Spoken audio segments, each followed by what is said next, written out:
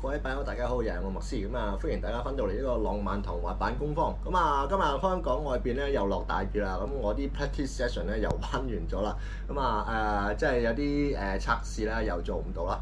咁我都係翻嚟工場嘅。咁就今日就講一個即係我想做好耐嘅 project 啦。咁啊就係呢個迪克龍嘅 Yamba 900改嘅。咁啊喺未講點樣改塊板之前咧，咁啊我都輕輕講下呢個迪克龍同埋呢個 Yamba 900啦，拍賣網站嗰度咧都經常見到呢塊板㗎啦。咁啊好多人咧都係因為呢個價錢咧就買咗佢翻嚟啦。咁啊但係買咗翻嚟未係好啱用。咁其實有啲可惜嘅，因為佢唔係設計唔好，而係水土不服啫。佢嗰個定位咧就係呢個cruiser 啦，咁啊有少少 trick capability 嘅。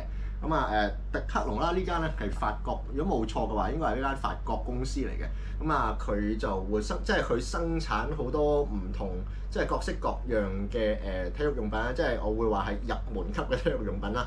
咁啊個價錢咧就會比市面一般嘅平嘅。佢由呢個設計啦，到賣料啦，到生產啦，全部都係一手包辦嘅，咁就冇嗰啲咩外判商咁啊，所以咧佢就將所有嗰個成本咧就減到最低嘅。首先佢嘅好處咧，第一個好處就係平，而家喺香港賣緊嘅價錢咧就749蚊港紙啊，咁啊即係大概99蚊美金啊，咁啊100蚊美金唔使嘅。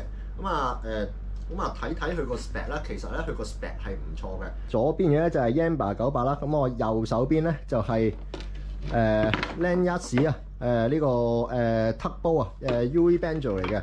咁啊你係見到啦，其實咧佢拍埋一塊 Tugboat咧，絕對唔輸蝕嘅。我搭上去啊，你會見到啦，佢同 Tugboat咧其實咧差唔多嘅。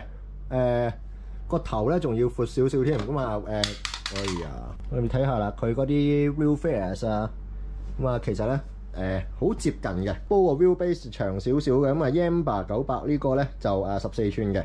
嗱你見咧 Tugboat 咧佢個 concave 咧普通啦嚇，咁但係咧Yamba 嗰個 concave 咧尤其是前邊啊幾 aggressive 嘅，佢嗰個彎度咧幾犀利嘅，即係自然有佢嘅原因啦，我遲下會講啦。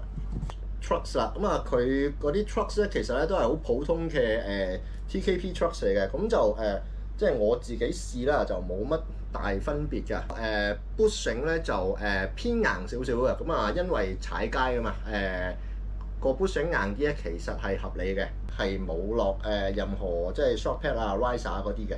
好啦，跟住啦就到轆啦，咁啊佢個轆咧釘咧係78A 嘅，咁啊攣落去咧都唔係話太硬嘅。佢個 contact patch 咧係35mm，咁啊偏細啊。咁啊由於佢個定位咧係呢個有 trick capability 嘅 cruiser 啦，咁啊相信咧佢嗰個轆咧就唔會想話做得太闊咧，咁啊喺重量上面咧影響咗個 weight distribution 嘅。咁同埋另一樣嘢咧就係咁啊都係睇呢個 budget 為主啊。咁你個 contact patch 越大，咁你自然要倒多啲 urethane 落去啦，咁你個成本自然會高咗啦。咁所以咧佢就倒到啱啱好嘅啫。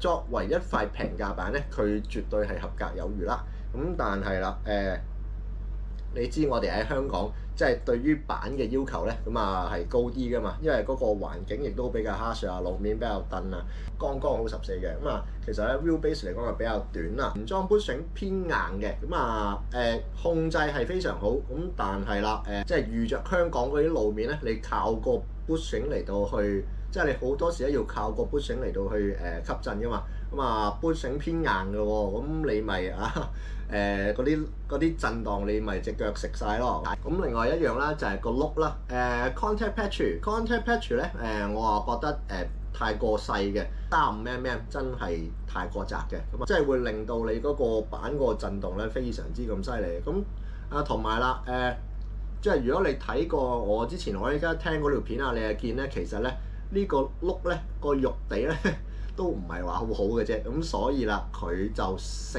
唔晒嗰啲震盪嘅，要遷就翻呢個轆硬同 bushing 硬呢個問題咧，所以咧佢個 concave 咧呢度咧係做得比較彎啲嘅，即係比較深啲嘅。咁所以咧就等你轉彎攣過去嘅時候咧，就轉得比較暢順。咁所以咧就係佢點解呢個Yamba 98個 concave 要做得比其他板深嘅原因啦。咁啊，因為佢呢塊板咧都比較輕嘅，Momentum 嗰啲咧就絕對比唔上其他噶啦。咁啊係咯，即係我喺香港踩我會就非常之辛苦咯。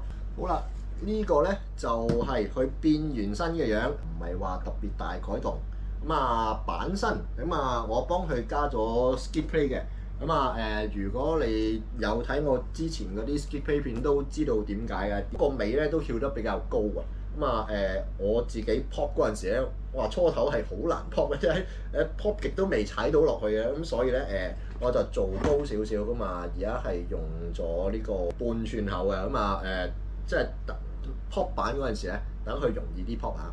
好啦 bushing 咧我就拆咗原裝嗰個 bushing 出嚟，就換咗啲比較腍少少嘅 bushing 啊。咁啊即係我板多，即係我啲 trucks 都多啦。咁啊有好多士啤 bushing 嘅。咁啊呢個咧就會腍少少，但係又唔係腍太多嘅。咁所以咧即係等你過嗰啲導盲磚嘅時咧除咗個碌之外咧，嗰啲 bushing 咧都可以幫你吸少少震。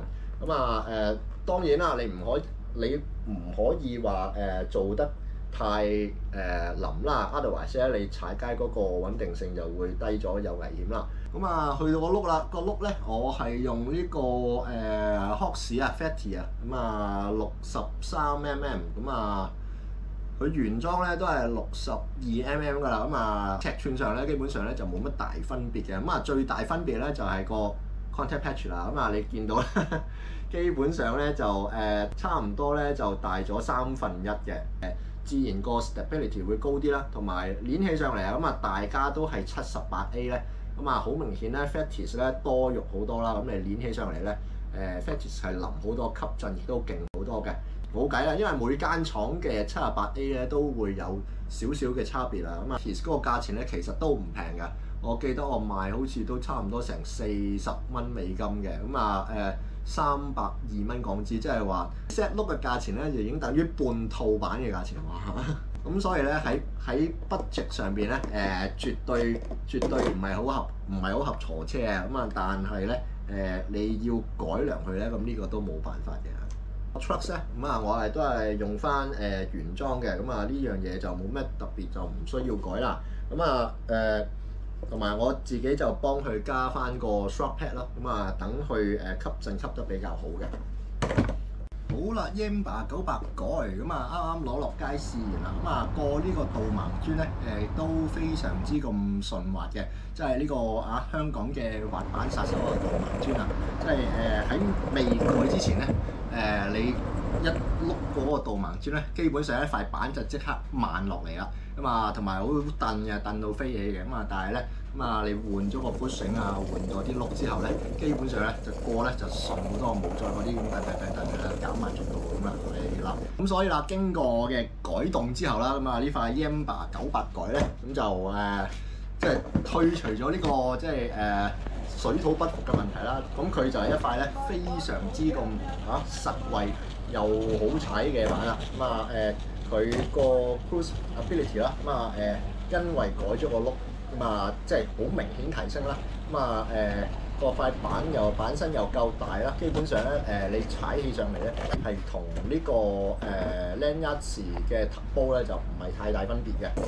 咁甚至佢個頭咧係會再闊啲添嘅。係啦，加埋前後 skid plate 啦，咁啊就可以解決咗呢塊板咧就比較板身比較脆啊，容易易花嘅問題啊。咁啊完全可以保護到塊板嘅。咁啊尤其是我呢啲好中意踩頭嚟收板嗰啲咧，呢度咧已經俾我踩到花晒㗎啦。雖然你要抌多少少錢落去，即係換過個新碌啊，咁啊，但係佢原本塊板咧都係即係99美金啊，即係780蚊港紙左右嘅啫。咁所以咧係絕對非常之超值同實惠。咁啊呢啲 decoration 嗰啲啊你就呢啲我自己嘅個人興趣啦。咁啊用錢買唔到嘅。咁當然啦，呢塊板咧都可以玩 tricks 嘅。咁啊，但係即係當我想試嘅時候落雨啊，咁我都冇得試嘅。咁同埋咧，即係我玩 tricks 都唔叻啦。咁啊，即係留翻俾其他人先啦。好就係咁啊 ，Yamba 900改嚟咁啊即係我覺得滑板嘅嘢平有平玩啦，貴有貴玩啦，咁啊食隨尊便咁啊，即係睇翻你自己嘅喜好同埋呢個 budget 嘅啫。咁啊，即係雖則我踩好多即係比較貴價嘅板啦，咁啊，但係好多踩得比我好嘅人咧，係用平板都踩到嘅。咁其實咧，咁呢個 rider 係個人技術啦，即係比起呢個裝備啊，就更加重要啊！即係我呢啲即係冇乜技巧嘅 rider，你俾塊靚板我都唔夠人踩㗎啦。好就係咁多，咁啊，下次啊再同大家講啲有趣嘢啊。好，咁拜拜。